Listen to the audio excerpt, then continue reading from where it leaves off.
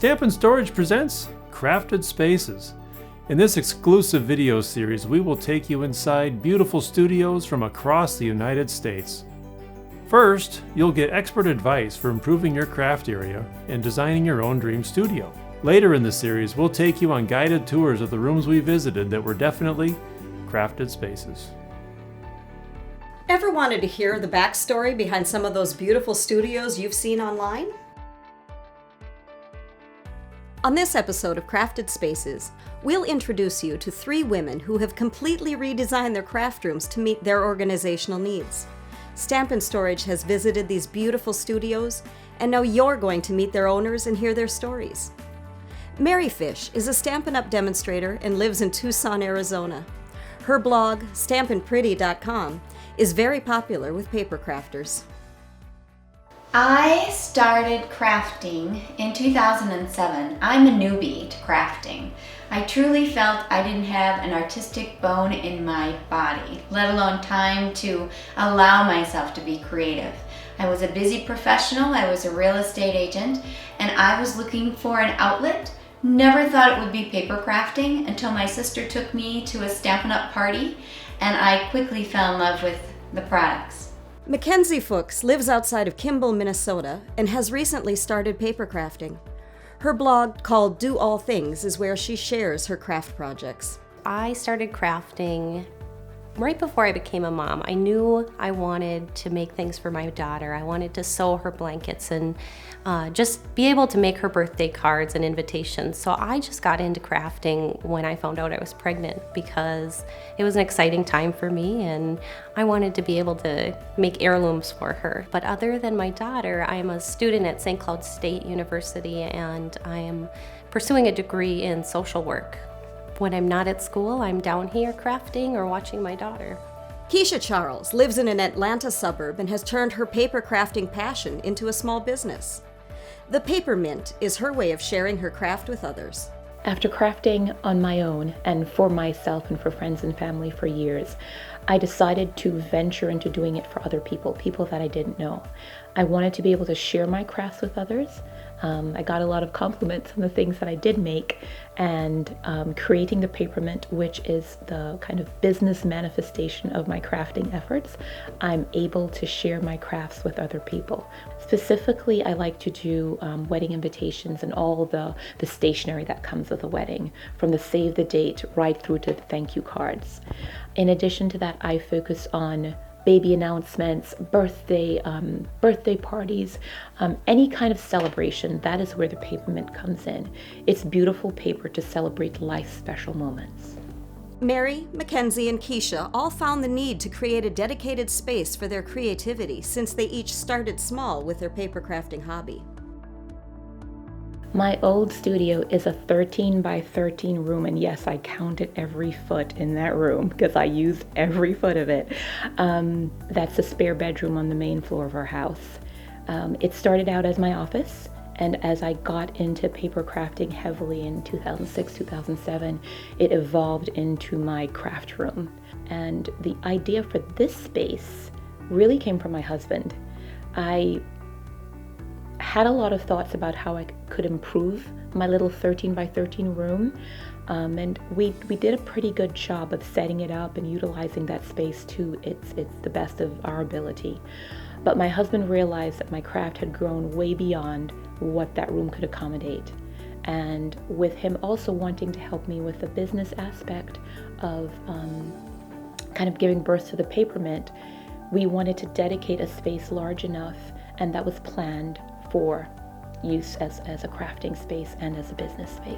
My organization in my old space was very diligent but hodgepodge, and what I mean by that is I made very good use of the space that I had. I was going into it as I acquired things. So I acquired a new item, I would then create something to house it. There was no forethought before I made that room my crafting room as to how I would use it. So things just kind of were stacked one on top of the other. They were very nicely organized, but the space it became crowded. It wasn't particularly ergonomical. And I personally can't think and breathe from a crafting perspective in a space that I find overwhelming. My first Stampin' space was actually a guest bedroom, a closet that I organized as best I could with the backs of the doors and some shelving. And I quickly knew as my excitement about the product grew that I needed more space because I needed more stuff. So I evolved into a basement that had a couple of desks, a paper rack that my husband found at a clearance at a craft store, and that became my first little studio. When we moved a couple of times, that's when I began to explore installing cabinets. My business grew, my budget grew a little bit, and I decided to truly make it my creative space that would reflect my personality, keep me organized, and make it more fun than ever. This space began by literally looking for this home, finding a spot that would allow me to have my studio. My former studio was a bedroom upstairs in our house, and we had one window. It was a little cramped, and I felt like I had to keep things hidden in boxes just to keep them out of the way so that I could have the most important things out.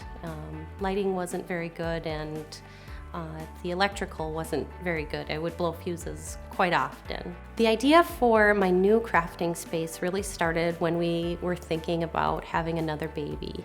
Our bedrooms upstairs are full, and that was my crafting space. And my husband was like, why don't you just dedicate a space downstairs to crafting? And I thought that was a great idea. So now that space is freed up, we can welcome a new baby into our family when the time is right. The biggest worry to me, in addition to the fact that my space was becoming very crowded, is that my crafting items began to bleed into other rooms in the house. The coat closet was entirely full of paper. There was a little section in the dining room that housed some of my current projects and carts. In the spare bedroom upstairs was filled with my stamps and all kinds of surplus paper that I desperately needed, but didn't have adequate space to store them in my 13 by 13 room. So that was one of the biggest drivers for wanting to create this space. My previous space was getting out of control. I could no longer function in it. I actually stopped crafting with my hands and began doing all digital crafting and photo books and things of that nature. And though I enjoy that, there's something very tactile and rewarding about making something with your hands and creating almost something out of nothing is the way I think of it. And not being able to do that was a huge driver as to why this space became so very necessary. And that's where they got started, and how they realized they needed to improve their crafting space. So what did you think? Join in on the conversation on our social media channels, which are linked here on the screen. Check out the next episode to find out how these women got from their initial workspaces to the studios they have today. Don't forget to subscribe to our blog so you can hear about the new episodes to come.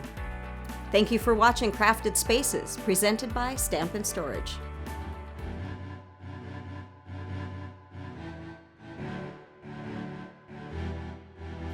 Stampin' Storage.